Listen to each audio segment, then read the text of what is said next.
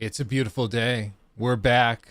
The Free Roam Podcast. The boys. Yeah. The boys are here. Everybody, hello. Welcome, welcome.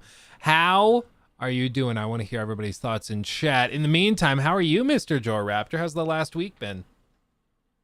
Pretty good actually. It's been kind of yeah.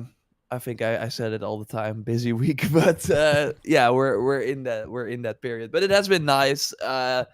Could enjoy the weather, the final sun that we had here in the Netherlands last weekend. So yeah, that was kind of nice. But yeah, it has been raining ever since. And I've been doing some I got a Magic the Gathering night the last Wednesday. Oh. So we did some Commander, which we do a few times per quarter or something. So it's pretty fun. And yeah, I went to go see a friend who got like a new house in a small part of the Netherlands that had me travel for 2 hours almost, which is quite long for the Netherlands. But was fun to see it and meet up with him again. And yeah, I've been trying to get a lot of Mirage content out. Of course, we're less than 2 weeks away, which is kind of crazy. And I was like, damn, I still have a lot of info that I want to share with the people. So I've been trying to get all those videos out while also playing the Cyberpunk DLC that we're of course going to talk about. But yeah, did not get as far as I would have liked. But yeah, that's been cool to see a lot of takes from people and how they overall really improved that game. And yeah, it feels kind of like what they always envisioned. So that's kind of nice. Although maybe I figured out that it's not really for me or something, or I'm just we will get into that in a second. But yeah, it's been good. I'm looking forward to the rest of the year in terms of games, and Yeah. been doing well. How are That's you? great. I'm vibing. We're rocking and rolling over here. With the house, how's it going? House is good. I just got word yesterday. We have the final approval for the mortgage. So now we're just kind of waiting. The bummer is, though, and this is something that's a crude awakening if people don't have knowledge of finance or mortgages. Fortunately, I worked in a bank and I have a degree in this, so I saw this coming, but we had to delay closing because they have to replace the whole sewer line before we will buy the house, which it's great that they're doing that. But because we're delaying closing, we have to pay extra to continue locking in our rate that was bought down and everything. So just because we have to extend closing by 2-3 weeks, have to pay about $1,200 just to continue locking in the rate. Otherwise, it goes up to 7.75 or something. So it is what it is. But it ends up being cheaper than taking the higher rate, amazingly enough. But yeah, that was a fun realization when they're like, okay, yeah, we can extend closing, but that's gonna cost you $1,200. It's like, okay, it's better than the $30,000 that the seller is having to pay for the sewer line, but still kind of blows. Yeah. As for other stuff, yeah, playing a lot of Phantom Liberty, playing a lot of the 2.0 update, Nice. having a great time with that. A couple other things not really allowed to talk about, but we will be allowed to talk about someday, so that'll be cool. Playing some 40K with some friends. We've been doing that on the weekends. That's really a good time. And just rocking and rolling, living our best life. Next week, I think, hold on, my whole sense of time is totally screwed up. Let's see, next week, whatever the 28th is. 28th, going on a little trip. We're going to be going and hanging out in Florida for a bit, heading to the theme parks and going to Tampa to go deep sea fishing and stuff like that.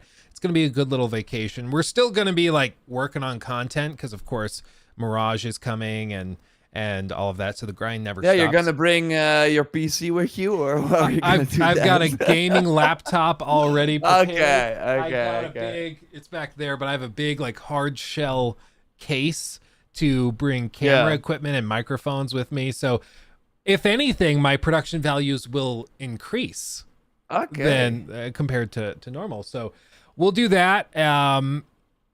but yeah, it's for me. It's because like you would think that around that time we hopefully have access if we want to have like a review up around release, right? So, I mean, this is one of those occasions where it's people are like, you really want to work on vacation? I'm like, you don't understand. Playing video games for a review is like one of my favorite things in life. Like to do that on vacation is awesome. Like, you know, you guys go in the roller coaster. I will play Mirage. yeah. For me, it's like a net positive. So I'm all for it. You know, get to chill in the lawn chair in the resort, just playing on my RG Ally or something. Way to like play these review games instead of like in your office all the time. I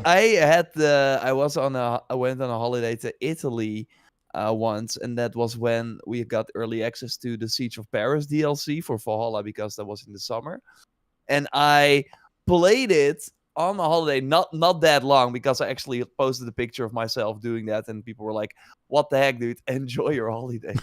And I was like, "Sure." But I did it through remote play. So on the hotel Wi-Fi, I had my PlayStation like at home with like an Ethernet cable, and then I could just stream it to my like swimming pool. Playing there it was pretty cool. Yeah, that's awesome. So that was kind of nice, but so we'll do that. As for everything else, I mean, it's just a good time of year to be a gamer. This year has just continually surprised everybody. We had Lies of P that ended up being really well received, Cyberpunk's Phantom Liberty DLC, and the 2.0 update, which basically changes the game, literally and metaphorically. Yeah, all sorts of stuff. What do you think of this one? Like to kind of immediately jump into it. I was kind of like surprised by this actually. I made some like crazy prediction, but like Starfield hits 10 million players in the first week, and of course we had early access as well. And that's the same as Forza Horizon 5, which of course was also on Game Pass 2 years ago, and like around this time they have way more Game Pass subscribers than when Forza came out at the end of 2021. So I'm like, Starfield 10 million. I expected a bit more, to be honest. Yeah, I think there are a lot more people playing on Steam than were playing on playing Forza. So I think that's a big factor. A lot of people are playing on PC so they can use mods. That still counts. Steam. Does that count in the 10 million? Yeah, it's 10 million players. Yeah. So it's like everything. Okay. I mean, that is surprising. Yeah, that is surprising. And what I would like to know is all that's phrased here, and I can pull this up on screen just so people watching can kind of see what we're referencing. It's an article from VGC, but as far as I know, they just describe it as 10 million Starfield explorers. And they've had more than 10 million players in the first week. They don't say if they booted that up for an hour, if they played through, the first. No, it's just 10 probably hours. If you downloaded it from Game Pass, it still counts. And that's actually funny. I don't know the exact number, but actually I was talking about this with friends. But it seems that the first achievement you get when, I think even doing the tutorial or something, only 87% has it. So it's like a lot of people just downloaded the game and forgot about it or something. Yeah. It's super weird. I mean, I'll be real, because I was re-downloading Warhammer Darktide, and it's a bigger game, so I had to clear off space on my SSD. Yeah. And I was shocked that I had a good number of games installed on the Xbox Game Pass launcher that I had just totally forgotten about. I had Microsoft Flight Simulator, I had Redfall, I had Shadow of War, all of these games installed on the Xbox launcher, and I couldn't tell you the last time I booted up Shadow of War through that, other than the video I did on it. It was just funny. You're gonna wait for that Redfall DLC, right? Because they're gonna turn this around. They're gonna turn it. Pete Hines said they are. He said we're bringing 60, we're doing all this, but they haven't said anything since June. They haven't said a word other than automated GIFs. They gotta keep their promise, because I do think they sold a more expensive edition with that you get an extra character or something. So they gotta at least drop that at one point. It has the promise of 2 additional characters. However, I just did a video on this a week or 2 ago, And there actually is a precedent for a game that sold DLC through like a premium edition and then ended up canceling it and giving away free copies of other games in their catalog in exchange. Oh. What game do you think it is? This is a little Joe Raptor trivia. Damn, I think I saw this. It's going to make sense when you hear it. It's going to be like, oh, Yeah. The answer is Assassin's Creed Unity. Oh, yeah. Damn. Yeah. They gave away one Oh. free Ubisoft game in their catalog, like Black Flag, The Division, or whatever else was around that time. I don't think The Division, They but did whatever give was around. away that first DLC as well, right? Was it Dead Kings or something? What Yeah, I was think they had called? one that was basically done when the game was put out. Yeah, and yeah, so yeah. they shoved that out the door, but all of the extra stuff they walked away from and gave away like a free copy of Black Flag. Oh, that's big. Actually, Yeah. I just totally forgot about that. I did know about the free DLC thing, but that's actually crazy. And I mean, it's overall interesting to look at all the directors that worked on Unity and how that was first like a separate team inside Ubisoft Montreal that just disbanded. Yeah. I think a lot of people were like burned out or whatever, like because of the reception to that game. Yeah. While I mean, I think right now looking back on it, it's one of the highest regarded games, maybe in terms of like what people want right now from Mirage, for example. Yeah. But yeah, that's interesting. Yeah. But yeah, anyway, so there is precedent if they walk away from Redfall. We'll see if that happens. They said recently that they are working on it still. But either way, like, even if they are working on it, they need to do better than to talk once every 4 months to their community. Like, you go to the subreddit, it is one of the saddest things you'll ever see. There's like 5 people that still are like, they're going to fix it, right? And everybody else is like, give up on it, dude. We love the game and we've given up on it. I was like there as well around launch, and then like, did they still not launch an update or talk about any of the issues we had for like, and they did not for like a month, and then they released an update, which I think you discussed in your video did not even fix a lot. Yeah, they're all hot fixes. They're not even updates. Yeah. So technically the game has not gotten an update. It's gotten a bunch of hot fixes. But in some ways it feels like it even runs worse after launch. But anyway, if you want to hear about that, you can go check out my video on it. But yeah, do that. Totally do that. To like yeah, we can like segue because there was like one part of the huge Xbox leaks. Of course, you probably heard about it, but earlier this week, when we record this, Microsoft had the biggest Xbox leak ever because it's like Microsoft's fault, uploaded like a full like PDF of like with all their like future plans to the court website for their case against the FTC.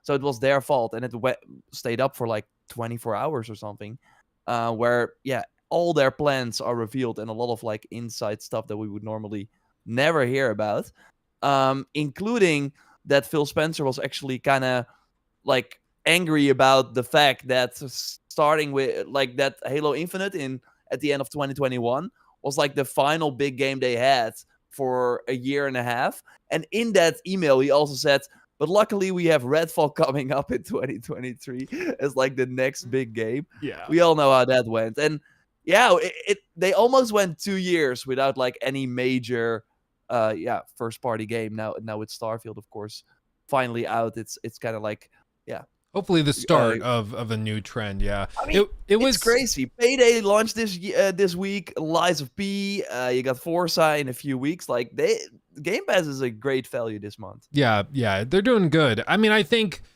it's interesting to see these kind of behind the curtain looks at the operations, because of course at the time Phil Spencer's not going to come out and be like, yes, we screwed up so big, we wouldn't blame anybody if they cancel their memberships. Like, he's not going to say that publicly, but behind closed doors, he's like, guys, we screwed up. This is bad. And one of the interesting things, he had a phrase he used where he was just like, we need to be honest with release dates, which to me would imply that he feels members of his team were not honest before about release dates, either telling him what he wanted to hear or kind of lying to themselves about when games could be expected to release. And that created unrealistic expectations. And as a result, like, they create this whole schedule of one game a quarter or whatever they were aiming for. and then a couple things get delayed heavily, and it goes out the window. One thing I do want to specify and clarify with all these leaks, just before we get into the nitty gritty, because there's some stuff like people have been losing their minds about, which again is just funny to me because most of this we already kind of knew. Sure. So like, for example, this thing I'm going to put on screen, this is title release schedule. You can see they have fiscal year ending 2020, 21, 22, 23, 24. And then it has a bunch of projects listed underneath it. So these are Bethesda games. Yeah. Right. This is part of their leak where at the time that this little list was created, this was their like anticipated release schedule for Bethesda Softworks games. And everybody's looking at it like, okay, confirmed. I saw one person that said, okay, it's confirmed. Elder Scrolls 6 is coming out next year because it's on this document saying it's coming next year. Or other people saying we've got the Fallout 3 remaster coming. We've got, what was the other one? A sequel to Ghostwire Tokyo coming. All of these other things that they list. This document is from 3 years ago. This is from before they had put out Deathloop, before they had put out Fallout Wastelanders. This was still on their release schedule. It's not the released schedule, it's the release schedule. So this is a very old document, and one of the ways you can tell it is because some of the stuff they have listed here didn't come to fruition. They had Starfield listed as a fiscal year 2021 release, and then the DLC for Starfield coming the next year. So according to this, we should have already gotten Starfield and its DLC, which obviously hasn't happened. In addition to the Indiana Jones game, in addition to an Oblivion remaster and all this other stuff. So clearly the timelines have changed a lot, which is the point. Yeah. I think this was when Microsoft was okay, because that's of course a lot of other news. They were like shopping around for big companies to buy. And then they were like, okay, Warner Brothers Interactive, these studios are great. Of course, NetherRealms, Mortal Kombat, and Injustice. You got Rocksteady. You got like Monolith. Warner Brothers. Yeah, Monolith from the Shadow of War, Shadow of Mordor. Warner Brothers Montreal, the Gotham Knights, Batman Arkham Origins. Like, you got all these teams, but they are making games based on the Warner Brothers properties. And if you buy those studios, you still have to either license, so Warner still gets a ton of money, or you have to make other games that they're not familiar with. So that's not a great deal. And then they looked at ZeniMax, and like, IP is kind of key. That's in particular what you buy with these kind of deals. And of course, Bethesda has a huge, like, Fallout, Elder Scrolls are huge, and now Starfield as well. So they were like, okay, let's do that. And then I think when they approached ZeniMax and were like, okay, if we are going to buy you, what do you have in store? What is the plan moving forward? And I think they were like, this is probably not real, but we can like beef up our sort of like that what we are saying probably not gonna happen, but it will maybe boost up the price or whatever. They did actually say that they wanted to pay 10 billion for ZeniMax, but they ended up paying 7.8, which was kind of funny. I think it's like an internal email to Phil Spencer said that. But overall, this list, like, it was never realistic. But I do think it's very interesting nevertheless. I mean, you already said Ghostwire Tokyo sequel. That was before the first game came out. Yeah, and the I'm creative guessing director. It's canceled, Yeah, same. I think they're going to do something else. But I hope Evil Within is it right. So that would be pretty cool. Of course, also Starfield DLC a year later. I mean, I think that's probably still on track, so that we can expect the DLC next year. Yeah, which is kind of cool. And Doom Year Zero and DLC. I mean, when this list was made, that was probably when Eternal was already out. It is still listed there, but I do think that Eternal did pretty well.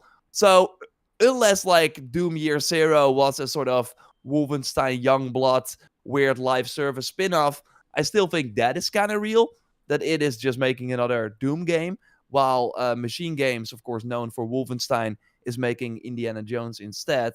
So that is probably still real. Of course, every year an Elder Scrolls Online expansion. I believe it. We've had that for a really long time now.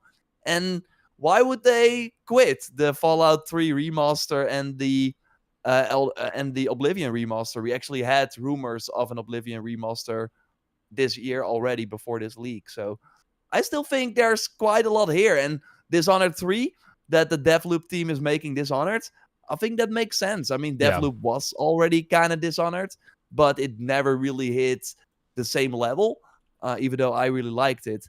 But yeah, it makes sense for them, especially now that Microsoft owns them, that they are going for Dishonored 3, which is probably going to be really cool. But I would not be surprised if they might not call it Dishonored 3, but like something else with different characters or something. Yeah.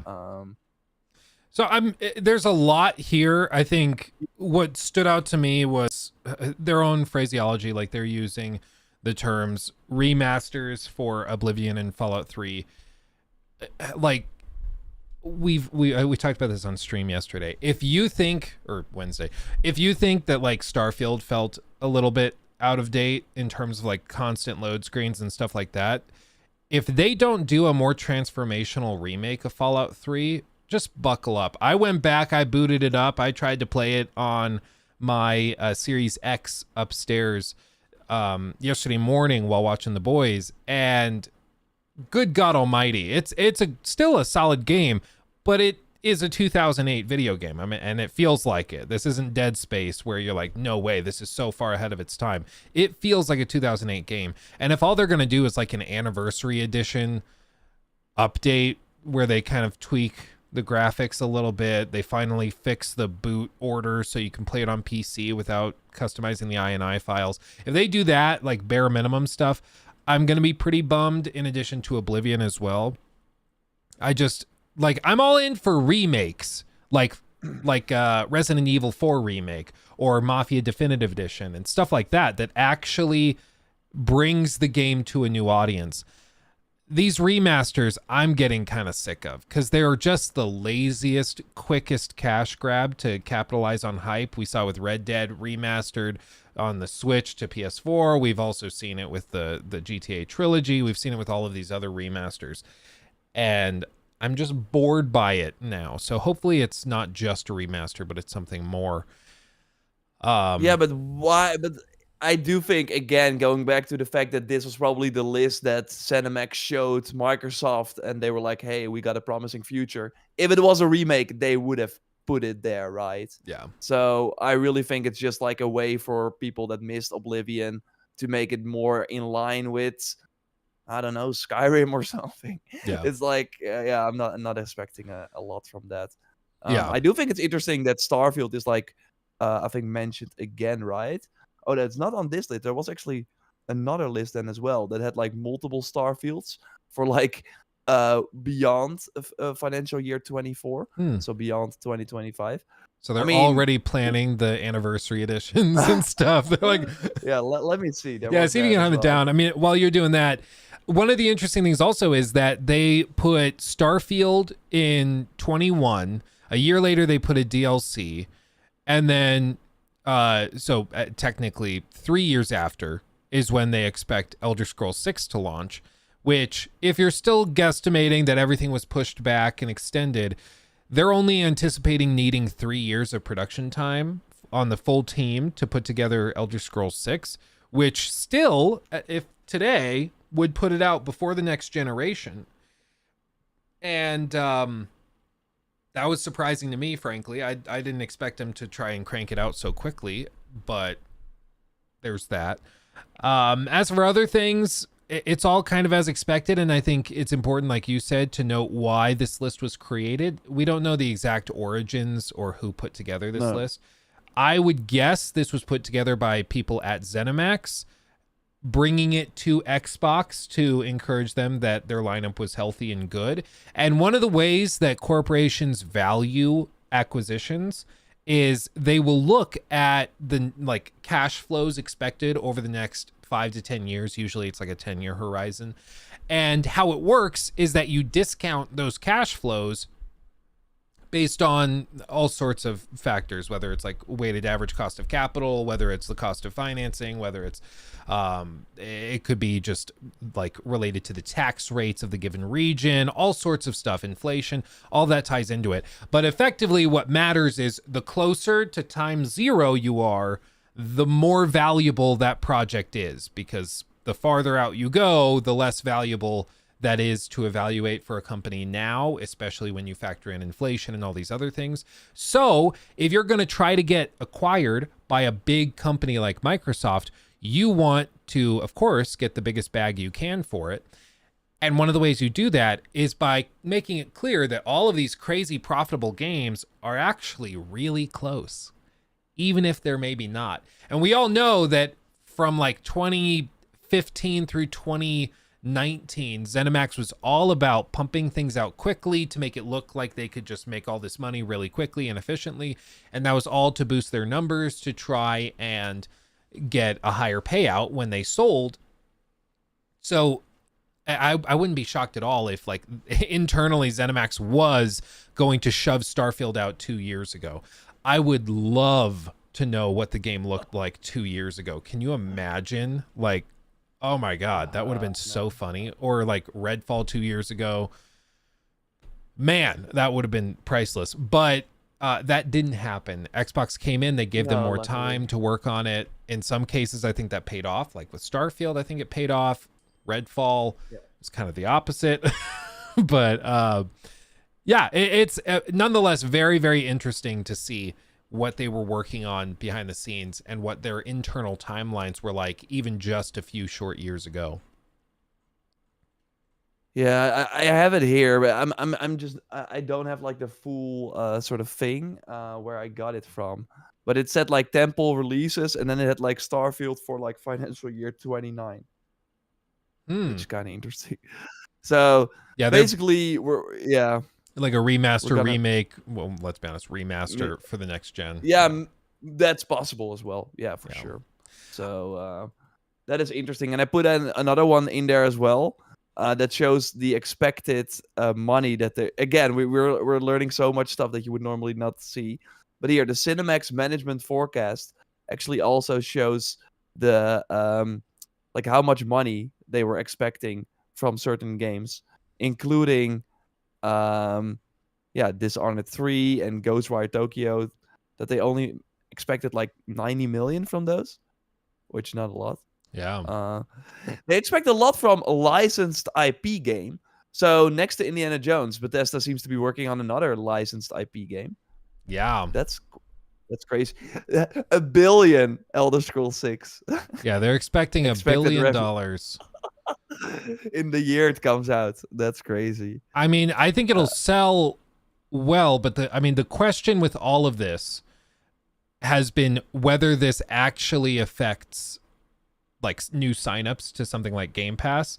They have been stuck at 25 million signups for the last like year and a half. And that was something that came out from these leaks as well, is that Phil Spencer testified under oath that when they announced the Activision merger, they were at 25 million signups.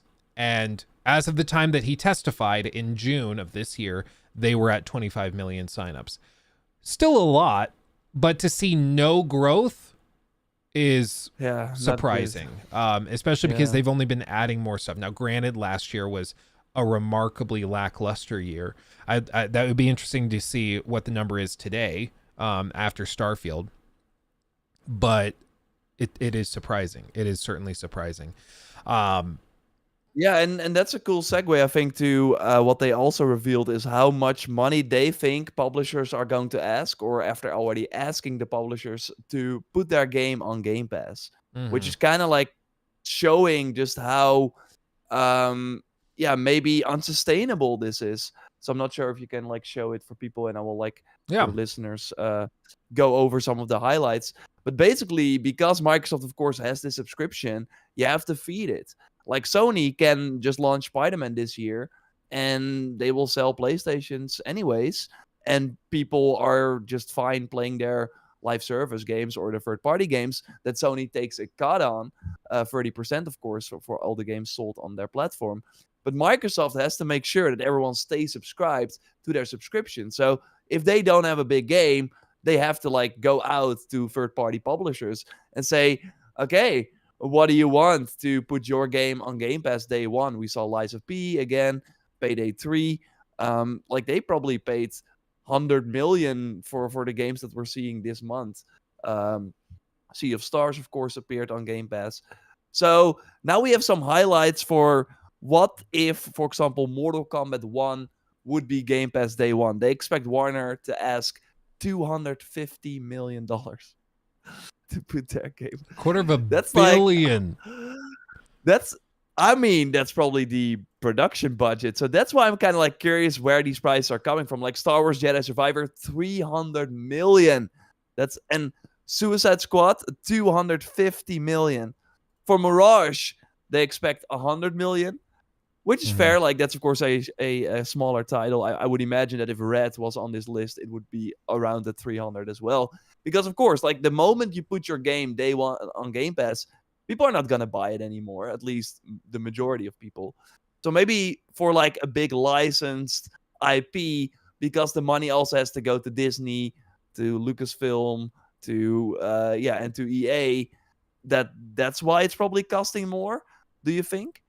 Yeah, I think a lot of it, like you said, everybody's just going to start using Game Pass. I mean, once it's on Game Pass, it becomes really hard to justify buying it on Steam. So I know some people still will, but like for me, I have a PC, and if I know that X game is on Game Pass day one versus Steam, like, why would I pay another $70 cash when I could just hit the download button, you know? And I think that's a real difficulty for it. And secondly, is the long-term sales, I think is far lessened by releasing on Game Pass. Because once the understanding is in the community, Lies of P is a day one Game Pass title. I think in a year's time, even if they take Lies of P off of Game Pass for whatever reason, it feels bad to pay for it. Yeah, I think a lot of people are going to be like, I'll just wait till it goes back. You know, it just shuts it down. So I think in a lot of ways, these companies are looking to Game Pass and these payouts to kind of quickly give them a big old bag of cash that will cover their expenses. So the game was a success, and any extra success is great. But it like, because if Jedi Survivor, for example, launched on Game Pass for 300 million, like that game was in development for 3.5 years or something. I think 300 million is probably what it costs to make, with some marketing as well. So then they basically get all their money immediately, and then they can still sell it on PC and PlayStation. Yeah. But there must be some sort of other, maybe we know there is going to be a third game. Like maybe then when that third game comes out, that will be hindered if it's not on Game Pass day one, because people expect it now for that franchise. Yeah. Maybe it's just that the value of your franchise decreases by a lot if you put it day one on Game Pass, that the next game or future titles will be hurt by that. So that's maybe why.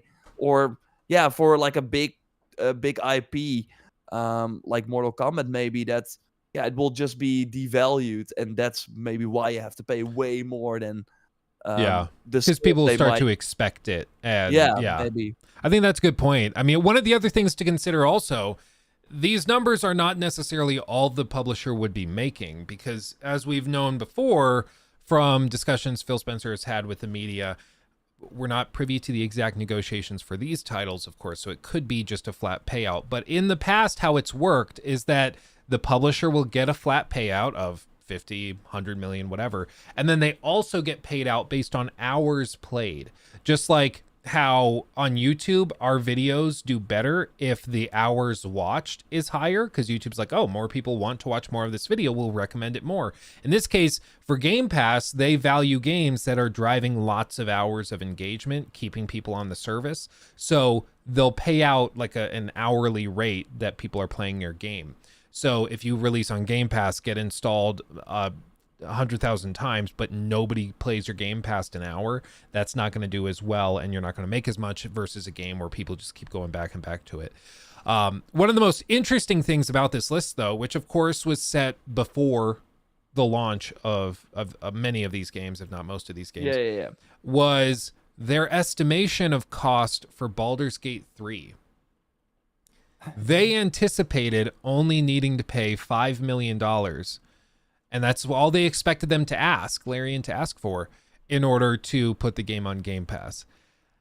Which I want to defend them a little. I know a lot of people are like memeing on them and being like, lol, they think the best game of the year is only going to be $5 million to put on Game Pass. Cringe. They're so out of touch. Listen, you rewind the clocks a year and a half, 2 years. I think it's very reasonable to think that Baldur's Gate 3 is going to remain a relatively niche title.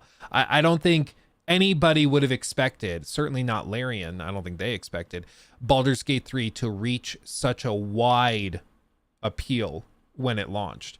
It reviewed incredibly well, which helped it. Word of mouth was remarkably good, and it landed at the perfect time of the year, before Starfield hype got too crazy and after all the Diablo 4 stuff. And so a lot of those players who had just gotten off of an isometric ARPG were looking for something else to sink their teeth into. So it really fit into this perfect spot, and it was really, really freaking good. Yeah. So I think they it was both, people create their own luck through skill and careful anticipation and preparation.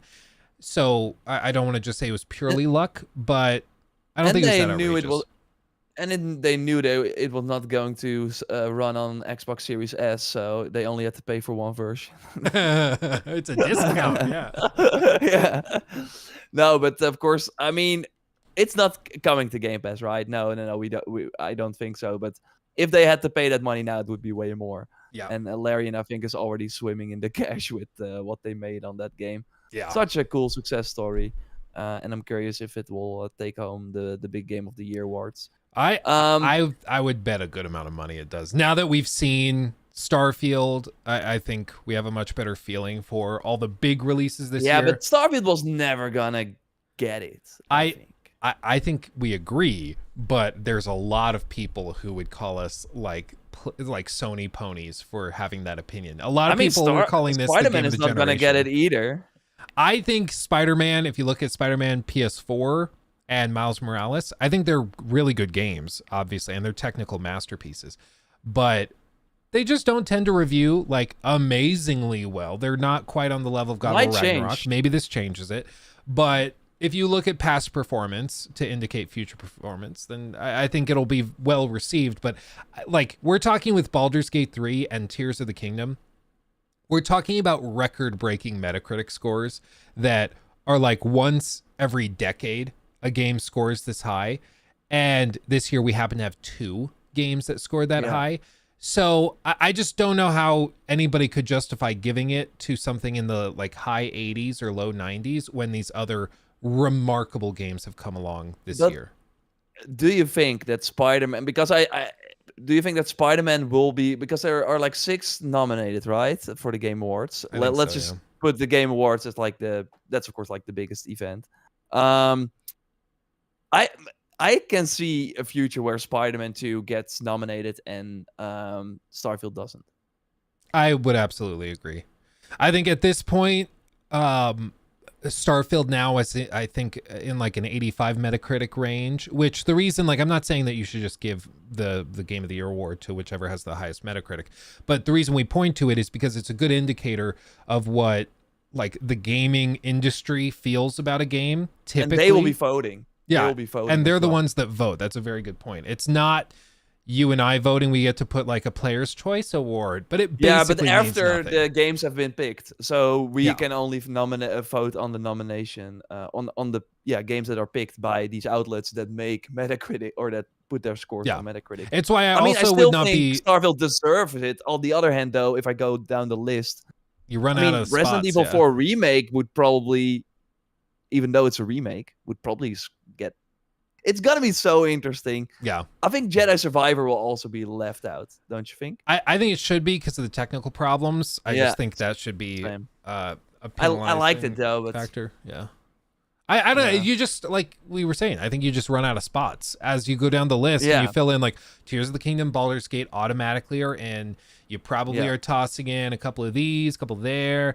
And then you start to go down and you're like, oh, shoot, we're running out of room. And so somebody's going to get left out and people are going to be very, very pissed. But I just think it's been a remarkable year for gaming. Any other year, something in the high 80s, low 90s would be a serious contender for Game of the Year. And I think we're just in a weird year where we have two games that are like genre defining and that deserves recognition. I think maybe Alan Wake 2, maybe that slips in. That's a good point. We because haven't seen that. Maybe also fresher on the mind. That usually helps as well, like recency bias helps as well. Redfall. Yeah, so it's King Kong. King Kong. Who knows? It's gonna be fascinating. Oh, Starfield is still on the 87. I see. I think if you go to the Xbox version, are you on the PC version? Yeah, probably. Yeah, it's probably the difference there. Yeah. Yeah, Jedi Survivor's on it like an 85. Yeah. I mean, in a average year, Remnant 2 would also be up there. That was really good. So it's gonna be fascinating. But yeah, I do think like Spider-Man 2 and Alan Wake 2 are the only that still have a chance to like. Whoa! You don't think Avatar sneaks in and takes it? I mean, that's too late. I mean, it would totally take Game of the Year, but it's launching like on the day of the Game Awards or something. It'll get it next year. Yeah, it'll get it. Oh, Lies of P could get it. I think Lies of Final P Fantasy 16. Oh damn! Yeah, I told it. I hope. It's like in my top 3, but they're like, especially now in this year, you have to have games that everyone agrees on, and that's where I'm like with Starfield and with Final Fantasy 16. There are just two sides, and I think that's just not good enough this year. I think Lies of P is really good. I think it could stand a shot with like the ARPG, but it would be going up against like Armored Core and a couple like Diablo 4, which again is like memed on now, but it launched very well reviewed.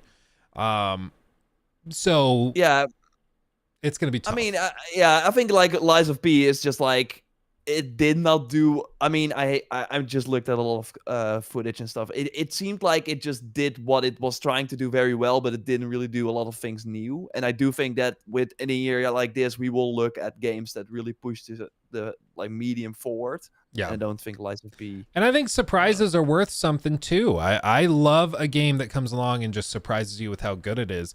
And for me, like Baldur's Gate 3, for a lot of people, I played it in early access, so I had a feeling it would be really good. But for a lot of people, they started this year having no idea what Baldur's Gate 3 was, and now it's like their clear Game of the Year winner. So I think that should count for something. Speaking of counting for something, let's talk about some of the leaks over weird console changes. Yeah, because we're talking 2023, but 2024 is gonna be crazy too. I mean, Switch 2 is probably launching. I mean, they have to. So because like the Switch, we're nearing the end of the Switch life cycle. PlayStation 5 Pro has been like rumored for a long time, and to not get too much ahead, but like it really seems that 2028 is when we will get the next generation. So next year is like the halfway point. Yeah, so that's like the perfect moment to launch a refresh. And we talked about it here on the on the channel and in the podcast that Xbox was like, we're not gonna do a refresh, but they kind of are, but they also kind of are not. So let's talk about Brooklyn, shall we? So Project Brooklyn, this again is all internal presentations, emails. This was not supposed to be seen by the public right now. So I want to say a Sonos. Yeah, it looks like a Sonos speaker. Yeah. It's so all of this could change. Right now, what's pictured for those listening is a tall, cylindrical, kind of looks like the old Mac Pro that looked like a trash can. I think this has a similar vibe to it, but I think it's a graceful design. I don't think you can lay this thing sideways though. Without a separate stand that hopefully would come in the box. So that's surprising because my media center, I can't stand my Series X up straight. So it lays on its side and it's great. cylinder doesn't do that. It rolls. Maybe you put it on the back. Maybe you like lay it straight back, you think, but then you don't have access to I/O. Oh yeah. Yeah. So I don't know. This could very well completely change. Maybe it's going to be an octagon by the time we see it. Who knows? Yeah. But the way they describe it is that it will deliver 4K Gen 9 console gaming with more internal storage, faster Wi-Fi, reduced power, a more immersive controller, and beautiful redesign that elevates the all digital experience of the Xbox ecosystem. Key takeaways: all digital. Yeah. No disk drive. More storage, so it's going to be 2 terabytes instead of just 1. They're pricing it at the same level as $499. A lot of people were freaking out about that, like, oh, they didn't cut the price. This is effectively a price cut because everybody's dollar nowadays is basically monopoly money. Like, inflation this month alone was like 3.59%. It's insane. And the 2 terabyte is like huge, because if you want to get that sort of memory stick that you can put in the Xbox, that's already 200 or 150. So yeah, it's a price decrease, and it makes sense that they want to be at that same price. They also have a lot of other stuff they list specifically for sustainability. They have things such as modernized I/O, basically just meaning they're going to lean into USB-C more, reduced power usage by 15%, new low power standby mode, 20% of that of the Xbox Series S standby mode, which is crazy. Increased use of PCR on housing to more than 30%. I don't know what PCR is, perhaps a type of plastic that's more sustainable. And then 100% recyclable packaging. So I would guess a lot of that gives them some tax credits and stuff, which is why it's a big deal and why they're talking about it. At Gamescom, they won like greenest gaming company or so. Remember that? So yeah, they're leaning into that, which is good. Like, sure. Yeah, I'm all for it. A lot of people are like... On the other hand, though, if that's like one of the biggest bullet points for this console, it kind of tells you that there's not a lot happening here, right? Yeah. It's the same thing where like Apple at their event for the iPhone 15 Pro, they did like a whole 15-minute cringe skit. Okay, it wasn't 15. It was like 3 minutes, but it felt like 15. Where all of these executives at Apple like come in and they did this little skit about how sustainable they are, and they invite Mother Nature in, and she's like, "You did a really good job, guys." And it's like, guys, what are we doing? Are we just like playing pretend? You guys are worth like billions of dollars and you're just like having fun. I don't know. It was weird. But the reason that they talk about it, and a lot of people try to give them crap because they're like, you're only doing this because you get tax breaks, tax incentives, you get all this special stuff from the Fed. And in my view, I'm like, okay, like they're doing a good thing. We all agree that more like less power hungry devices with the same performance is better. I'm down for that. Recyclable packaging, I'm down for that. Like, make it so it's not as heavy or bulky so they can ship more units in the same cargo, like shipment containers to save all that. Like, that's all good. Again, it's all good, but if that becomes one of your big marketing sort of bullet points when launching this console, it does kind of feel like, that, hey, look at us, we're the good company. If it was like, this box has this. Oh, and by the way, just like all our products, we're also like really making sure that's recycled packaging and this and this and this. But it does feel like if this product is gonna be announced, that like 1/3 of the presentation will be about this. I totally see what you're saying, and I agree. Like, if this is supposed to be the selling point, for one, it seems really ironic that like you're trying to sell me on buying a new plastic electronic device by telling me it's more sustainable than if I bought another of the old thing that I already have, you know? It's better for the environment to just keep your regular Xbox. But exactly. They want you to get this one, and then like the delivery man has to drive it over. Like, it's kind of weird in that sense. It's the same thing with the iPhones, where it's like, it's the most sustainable iPhone ever. It's like, they don't tell you it'd just be even more sustainable to just keep what you already freaking have. But we'll just skip past that, it's fine. But yeah, that's a good point. I think it's not going to be very exciting. And the other big thing, and surely they're aware of this now, PlayStation likely during the summer whatever events this coming year, they're going to be revealing the PlayStation 5 Pro. And it will probably later, potentially maybe at like at Gamescom or whatever they choose to do. And when they do that, that's going to dominate headlines. It will have a tangible performance difference. It will be significant, and it's going to be very exciting. I mean, even if it looks What like if they a trash price can it as at well. 500 as well? If they do that, and then they already sell the digital PS4 for or PS5 for 400. So I would not be surprised at all if they also price it at 500, and then have the detachable disc drive, which was like this rumor forever, be an option, because it doesn't seem to be an option for this Xbox. Like, this really, for me, this Xbox feels like, for people that are joining later, it doesn't feel like I like the design more if they still are going for this. It seems smaller as well, and the USB-C like at the front is great, stuff like that. And yeah, I want better Wi-Fi. I want all that sort of stuff. And yeah, getting the more immersive controller, we didn't even touch on that. So they're basically trying to do a dual sense as well, which they already talked about around launch, that they were kind of like, oh wow, Sony is doing a lot of great stuff, and I mean, they were kind of like making a cool thing out of it with, this is the new controller, and it was the same controller, and everyone loves that controller. But it does seem,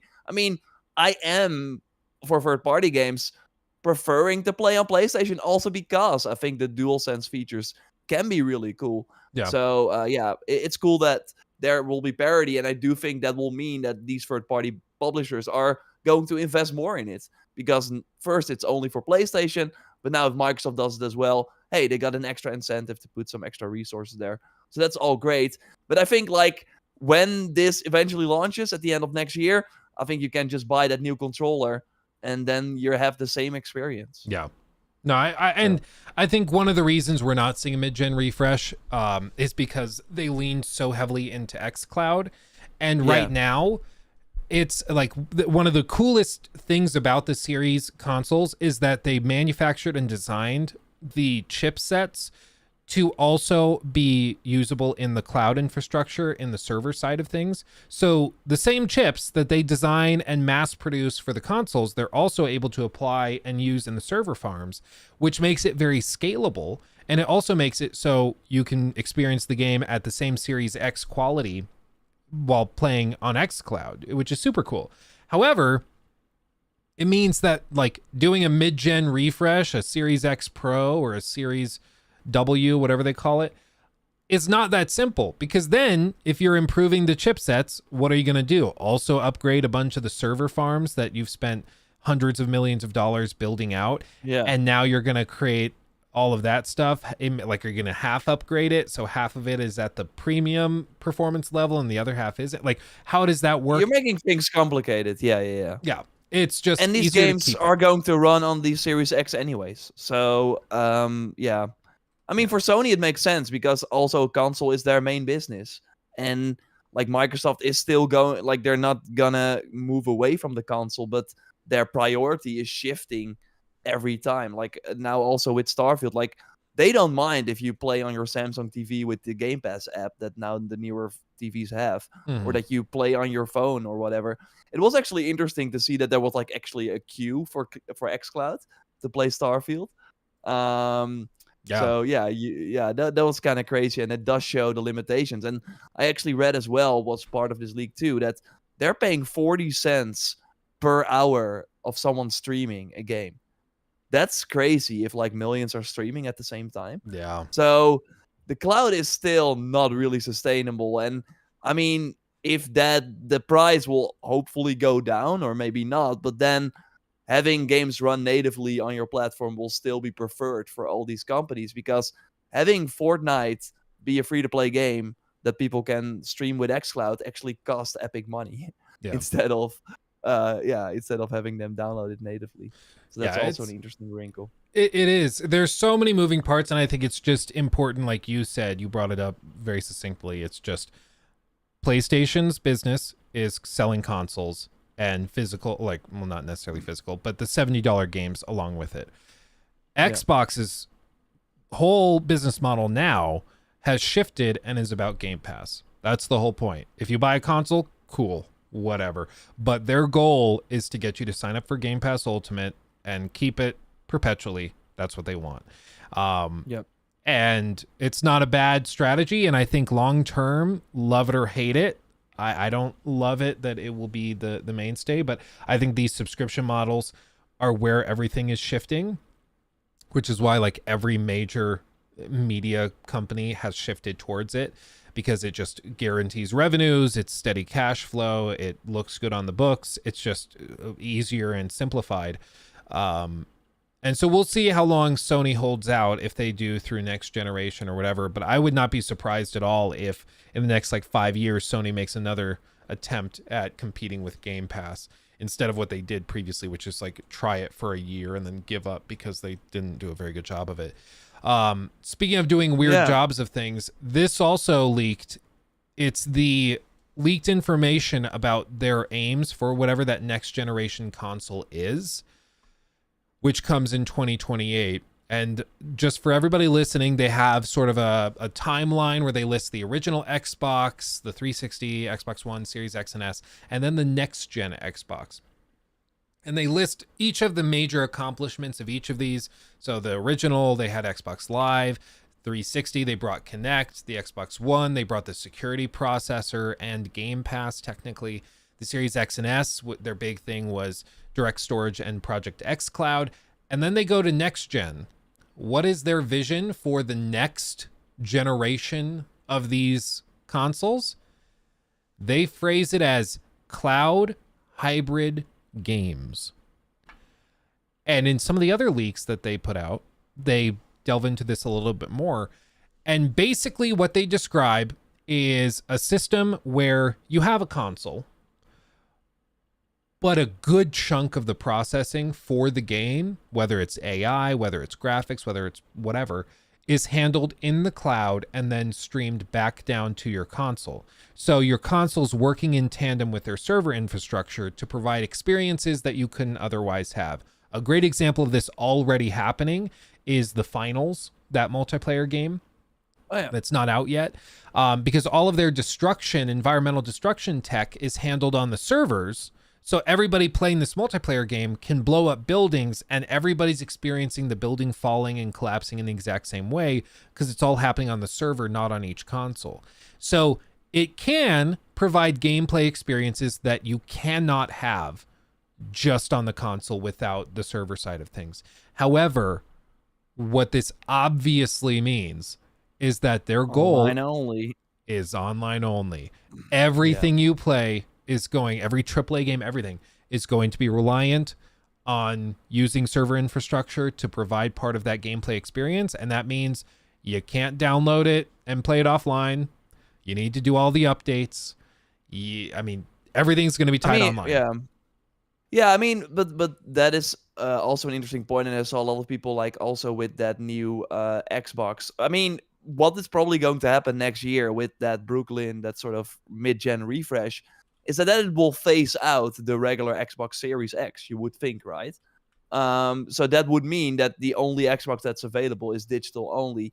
And that, of course, sounds really bad, but from the sort of things we are seeing, because also of Game Pass, which is obviously online only, digital only, that because that's such a big thing, the Xbox audience have actually been moved to digital way faster than on PlayStation, and in particular Switch. Like on Switch, I think it's still like 50-50 with physical and digital for most of their games. Yeah. So I do think like in 2028, when this next gen Xbox is coming out, I don't think it's going to be that big of an issue because all those people are used to playing online all the time anyways, because I don't think you can play a Game Pass game offline.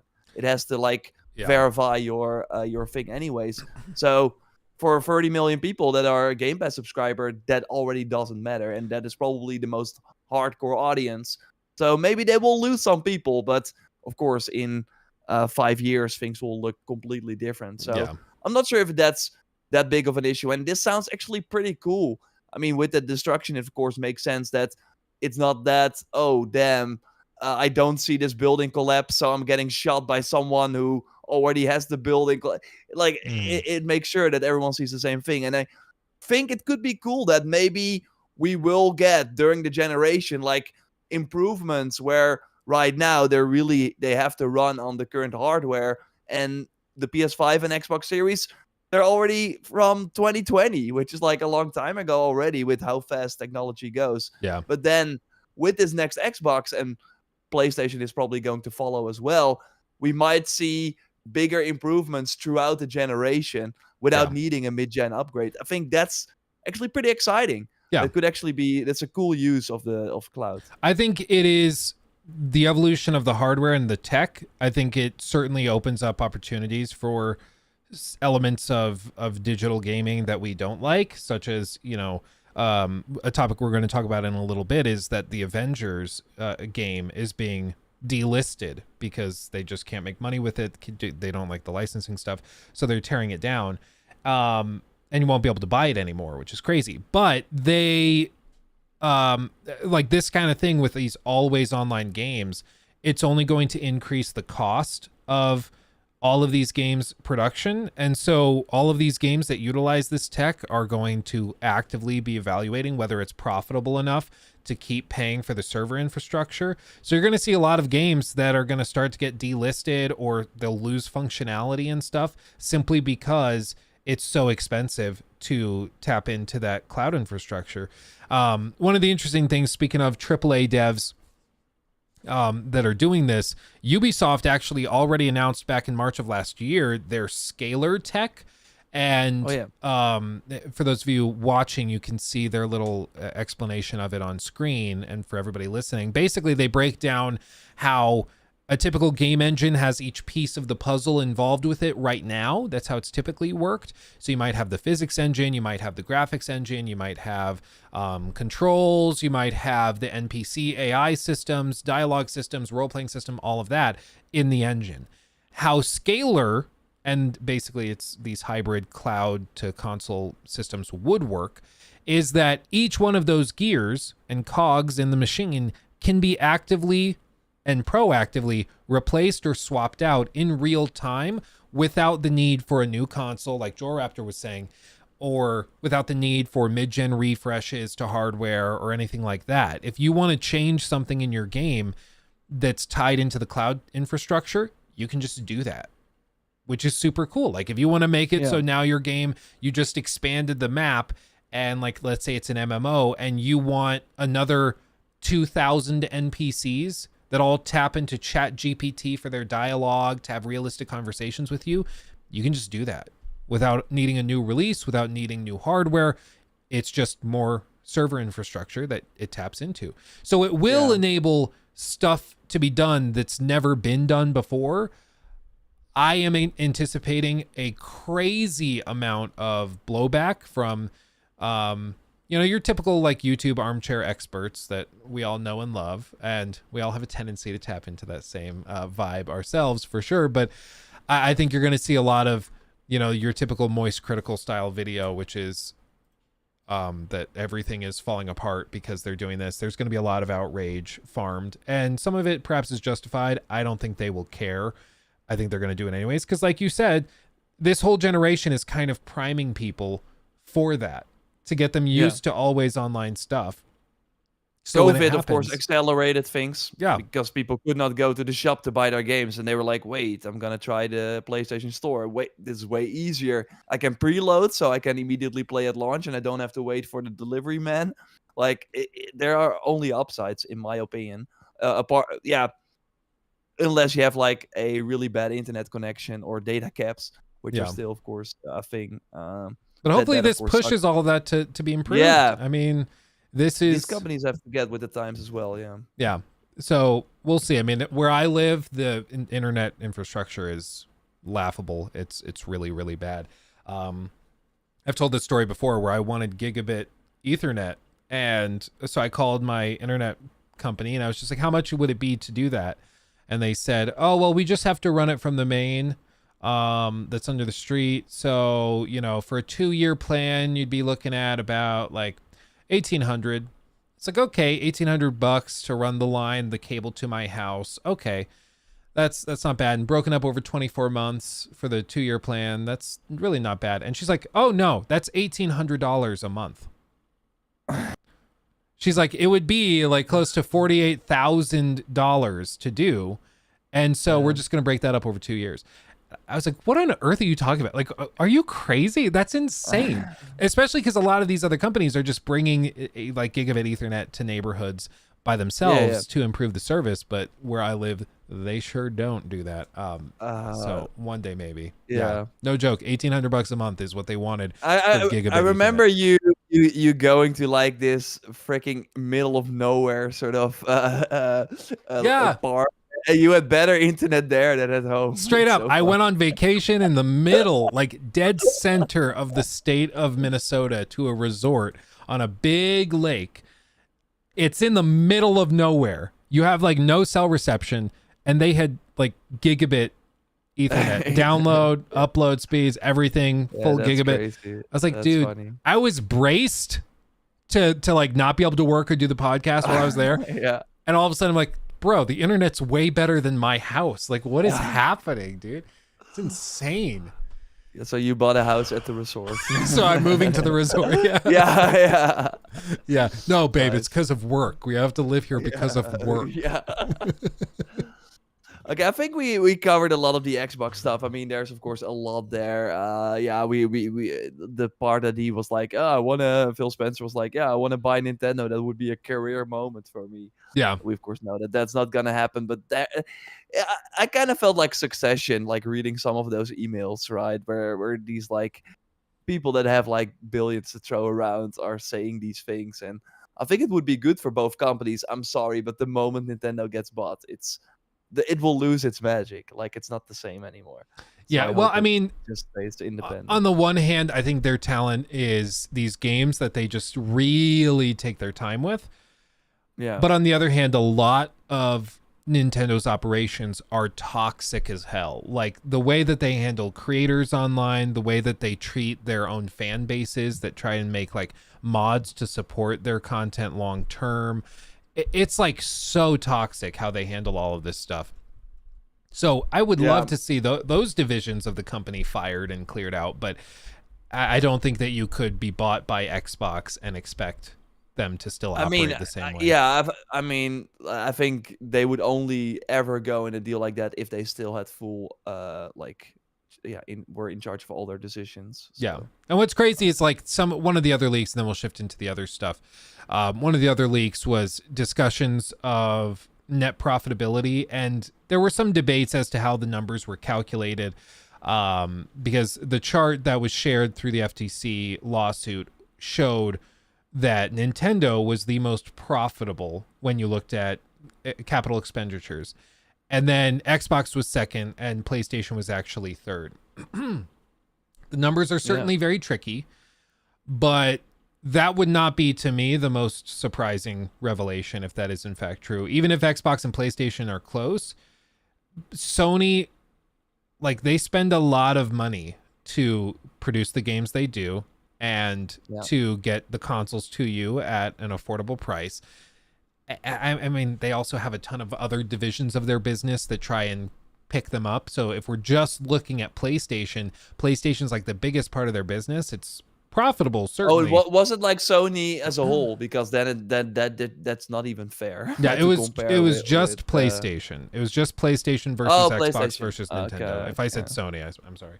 I think the article writer did remove that chart though, because it was like really hard to compare. He did. He was getting a ton of hate from mostly the Sony fanboys who didn't want to acknowledge that. I read through the numbers, and as far as I can tell, the numbers were accurate. Again, like, I have a degree in this, so as far as I could tell, the numbers were accurate, as long as or the conclusion from the numbers was accurate. There's other things to consider, such as, scalability, long-term success. One of the other factors was that PlayStation had bought Bungie in the same year that they were comparing, so that of course affected numbers. But also at the same time, it's not often the case that they will pay out just straight cash. That's pretty rare. That's why the Activision deal and the ZeniMax deals were so rare, because typically companies aren't sitting on billions and billions and billions and billions of dollars in cash. Except for post-COVID. So instead, normally what they do is they offer like 50% in cash, 50% in the stock of the acquiring company, or some other, solution to it, We don't know exactly how they acquired Bungie, as far as I'm aware, but even if they I think paid they cash, put like 1/3 in retention of talent because the whole reason they wanted Bungie was for experience, and if they got all the money, and I'm sure the employees got something as well, like that they would not just leave after that. Yeah. So they actually put some money into retention as well. Yeah, just hold it in escrow, and that's not a make bad sure way of doing it for sure. I think it's just the point with all of this is perhaps maybe PlayStation, when you look at it on average over a 5-year span, it is more profitable, or at least they make more profit than Xbox does. But at the very least, the numbers were surprising because it's not as big of a spread as you would have expected, considering that PlayStation owns like 2/3 of the console market.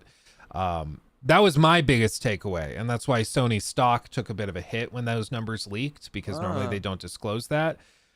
People would expect them to just be totally dominating in terms of profit, but listen, the reason they're doing Game Pass is because getting $10 to $15 a month every month from 25 million people leads to a guaranteed boost of billions of dollars a year that you can rely on. Whereas PlayStation spends $200 million on a huge game like God of War Ragnarok, and it has to perform phenomenally well to make back not just that investment, but also marketing costs and the costs of discounting their own consoles to try and make them competitive, all of these other costs involved with it. And these games are like once every 5 years. So you can't build on that. And they only have the console market, and what we really see and what Microsoft is saying in regards to Activision Blizzard, which looking at it more and more makes a lot of sense. Like they have no foothold in the mobile business, which is like the biggest market, or like the biggest market for gaming.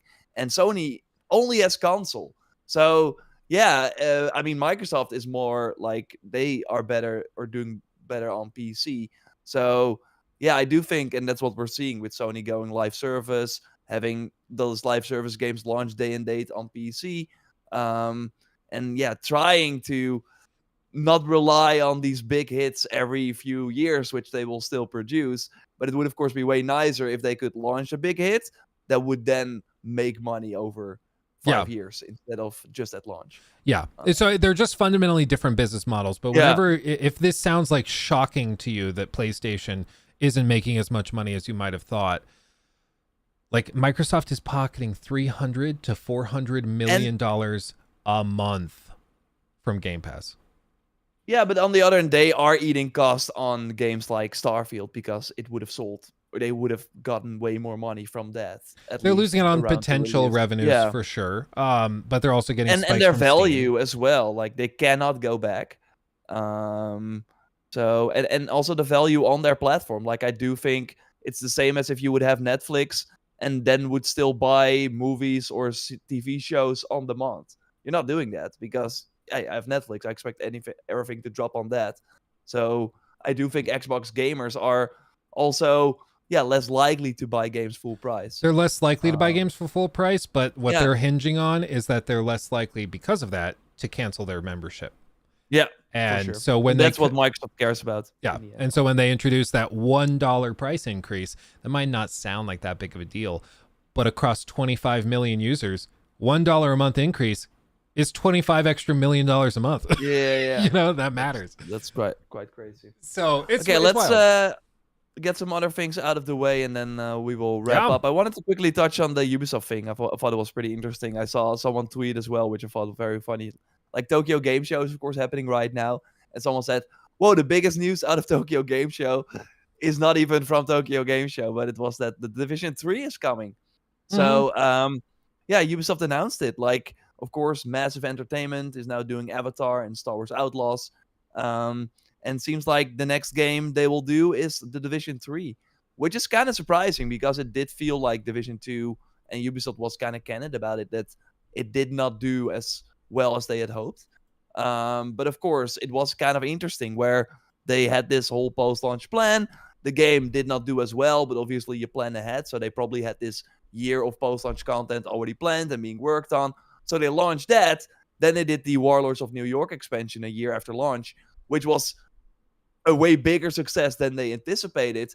But then they did not have anything planned for beyond that because they thought, okay, Division, not so sure about that. We're not gonna invest another like hundreds of millions of dollars into a new game if the second game doesn't perform as well as the first one. That doesn't make a lot of sense. But now they decided to like support Division 2 again, so they had like this 2-year gap, I think, and then suddenly they were making updates again, which is actually performing pretty well. So they were like, screw it, we're gonna do Division 3, which is I think interesting. And also the fact that executive producer Julian is like he has been with the Ubisoft Massive for a long time working on the Division. He's now the creative director on Star Wars Outlaws, but after that he will be moving to Division 3 and like kind of overseeing the franchise, because we have, and that was actually at the Apple event as well, Division Resurgence, the mobile game coming in early 2024. Next year is Division Heartland as well, which like the console free-to-play game that has been in development for a really, really long time. So hope that turns out well for them. And then you would think Division 3 2027, 2028, if they haven't even like started working on it.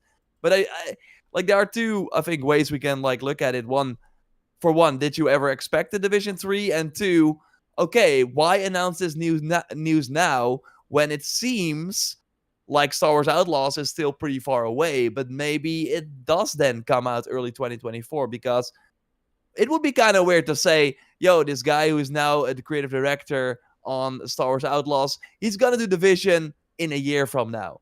No, it makes way more sense to announce that now, because he's moving on pretty soon. Yeah. And we know that he will stay with Outlaws until it has shipped.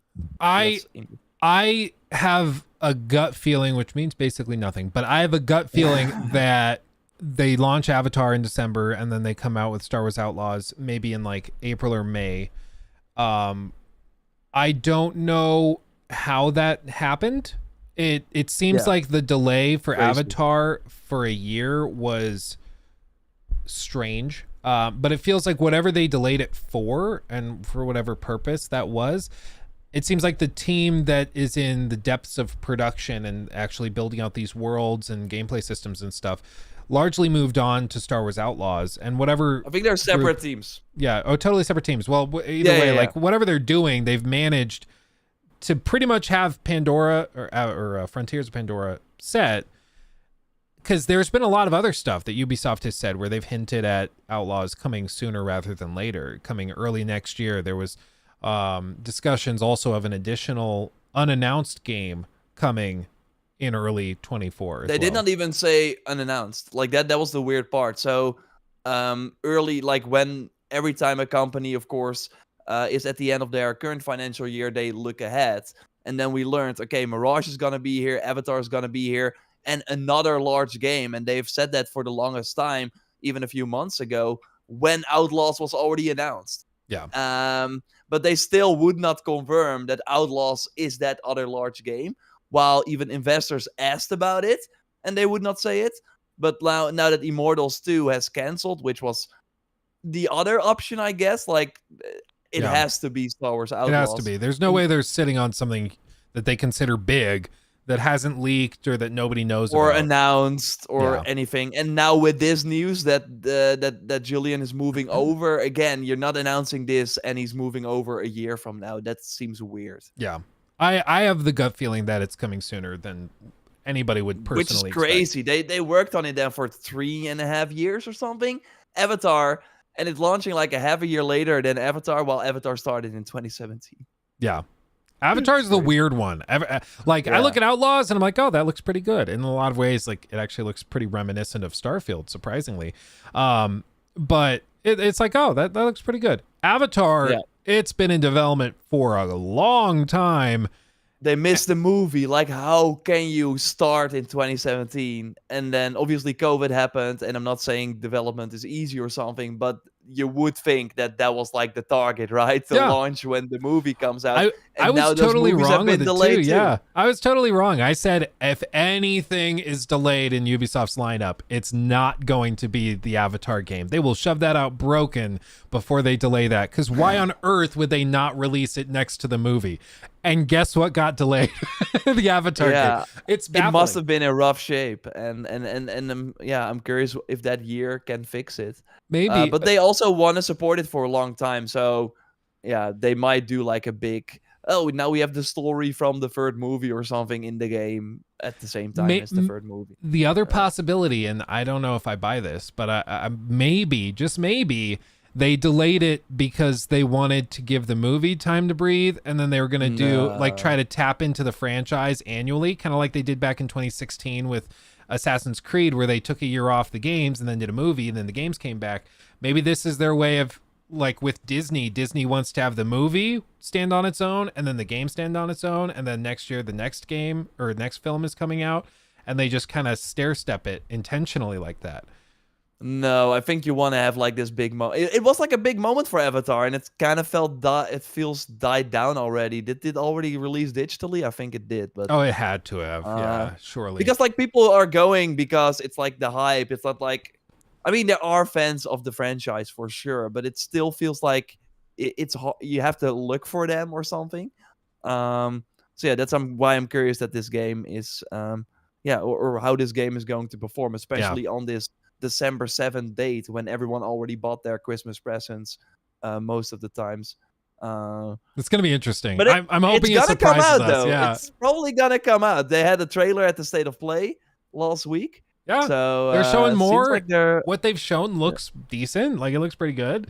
So we'll see. I have my fingers crossed that it's just Disney weirdness that caused them to delay it, and who knows what is going on with Disney at any given moment.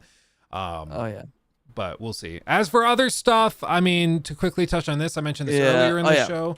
I have a video coming out on this, so I'll talk about this more in depth then. But you guys remember Marvel's Avengers? Well, it didn't do too hot, turns out. After they shoved out all the DLC, they just found that it wasn't sustainable. So they decided to not renew the licenses with Disney and Marvel. And as a result, it is on a steep discount at $4 on Steam, wherever. And if you buy it before the 30th, you'll own it. Great. Because after the 30th, it's going away forever. You will not be able to buy it on any digital storefronts. Get it. I would say get it. Because even like the Black Panther DLC that you can start from moment one, I think, is already worth $4. It's I think $4. Yeah. In this video, I go 100%. Back and we filmed it yesterday, and like I go back and try it again, and I'm like, honestly, $4.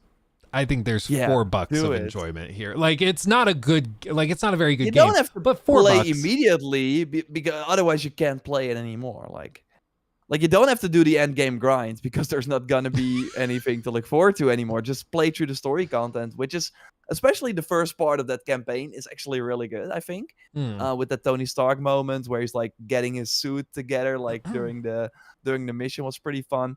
And yeah, I think the Kate Bishop missions were pretty cool too, and especially Black Panther. But Black Panther really showed that this was not sustainable. Like, that was where they brought in like the biggest actors to work on this live service sort of. Like, you really saw that Crystal Dynamics was making this. Like, they are known for their narrative content, but it doesn't work like that. You cannot make a free content update where you spend probably 50 million. It looked like very, very polished. Like it was like, oh my god. And then you played it and it was over in 3 hours, and then you had to wait for the next update again.